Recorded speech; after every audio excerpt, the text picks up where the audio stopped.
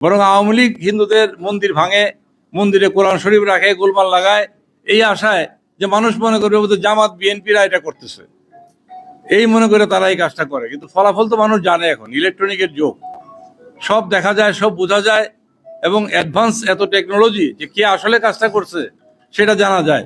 এই জন্য তারা আজ পর্যন্ত কোনো বিচার করে নাই। আপনারা দেখবেন তারা কোনো তদন্ত করে যখন দেখে যে লোকগুলি তাদেরই, এই নিয়ে চার্জশিটও হয় না, বিচারও হয় না। এই যে 15 বছরে এত বৌদ্ধ মন্দির ভাঙলো, খ্রিস্টানদের গির্জায় আক্রমণ করা হইলো, মন্দিরগুলিতে আক্রমণ করা হইলো, আওয়ামী লীগ 15 বছর তো একতরফা ক্ষমতায় ছিল, জোর করে। তারা তো কোনো বিচার করলো না। এবং আওয়ামী লীগ প্রচার করে যে ভারত যতদিন আমাদের সাথে আছে আমাদের কেউ নামাইতে পারবে না। তো এইবার কি হলো, এবার নামলো কিভাবে বলেন? তারা বুঝতেও পারে না যে কিভাবে নামলো। কাজেই এইটা হচ্ছে একটা সম্পূর্ণ, এইটা আমরা ভারতের এখন বেশি করে বলছি, কারণ তারা সবগুলি দল এবং বিভিন্ন মিডিয়া মিলে বাংলাদেশের বিরুদ্ধে এই চক্রান্তটা করছে। তাদের খুব ভালো লাগে না আওয়ামী লীগের পতনটা, আমরা যেটা মনে করতেছি। সেই জন্য এই কাজটা করছে, কিন্তু আলটিমেটলি ক্ষতি হচ্ছে এই দেশের সংখ্যালঘু সম্প্রদায়ের। এই যে ধর্মীয় সংখ্যালঘু, আমি ওইটা বলবো না, যদিও বলে যে দেশে কেউ সংখ্যালঘু না, কিন্তু আসলে আসলে কি কোনো অসুবিধা হচ্ছে? আচ্ছা, আসলে কিন্তু এটা আমাদেরকে ব্যবহারই করা হচ্ছে। এবং এই যে আপনারা হয়তো বলবেন, আমিই বলি কথাটা, যে হিন্দু যখন আওয়ামী লীগ আসে, কেউ কেউ চাকরি টাকরিতে প্রমোশন পায়, বড় বড় পদে বসে। আমরা মনে করি, আমি তো হিন্দু, আমি মনে করি এইটা হিন্দুদের তারা বিপদে পড়ে বসায়, মনে করে এর চেয়ে আপন আর কেউ নাই, এই লোকগুলি আমাদের কথা শুনবে এবং আমরা যা বলি তাই করবে।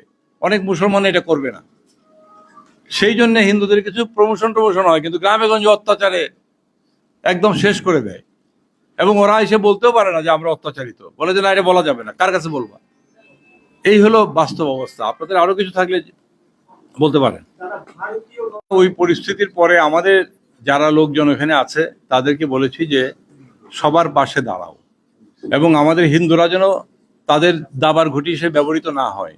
কারণ একটা ঘটনা আপনাদের জানেন কিনা জানি না, এই যে হাজারির গলি নাকি চিটাগাঙের, যারা বলতে পারেন, এখানে যে ঘটনাটা ঘটেছে ওইটা একটা বড় বিজনেস সেন্টার। এখানে একটা বড় অংশ হচ্ছে হিন্দু ব্যবসায়ী, এবং কিছু মুসলমান আছে যাদেরকে ফাইন্যান্স করে হিন্দুরা, আমরা খোঁজ নিয়ে জেনেছি।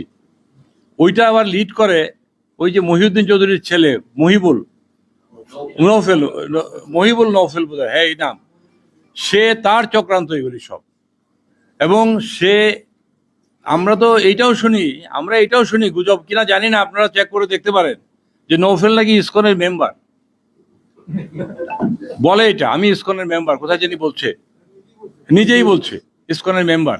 কাজেই বুঝতে পারবেন এই ইসকন দেখছে যে ইসকন একটা আন্তর্জাতিক হিন্দুদের একটা প্রতিষ্ঠান, এইটাকে ব্যবহার করা যায় কিনা।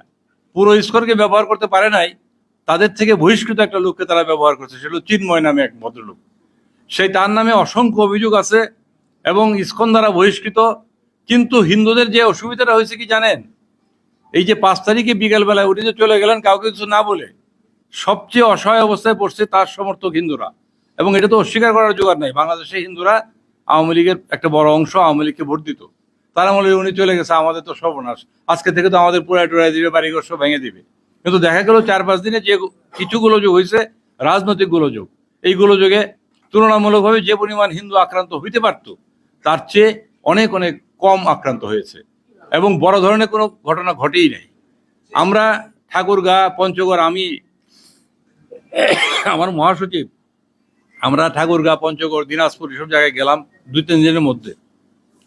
ওরা অপপ্রচার করলো যে সব মন্দির ঘুরায় ফেলছে ভাইয়া। আমরা গিয়ে দেখলাম সব মন্দির ঠিক আছে, এবং তারা বলছে যে আমাদের কোনো অসুবিধা হয় নাই। একটা রব উঠছিল যে বোধহয় আমাদের উপর আক্রমণ হইতে পারে, আমরা ভীত ছিলাম। কিন্তু বিএনপি, জামাত বা অন্যান্য রাজনৈতিক দলের যে কর্মীরা ছিল তারা আমাদেরকে পাহারা দিচ্ছে, সহায়তা করছে। না দিলেও কিছু হইতো না, কিন্তু ওই পরিস্থিতির কারণে তারা আসছে, তারা আমাদের জন্য কোনো সমস্যা হয়নি।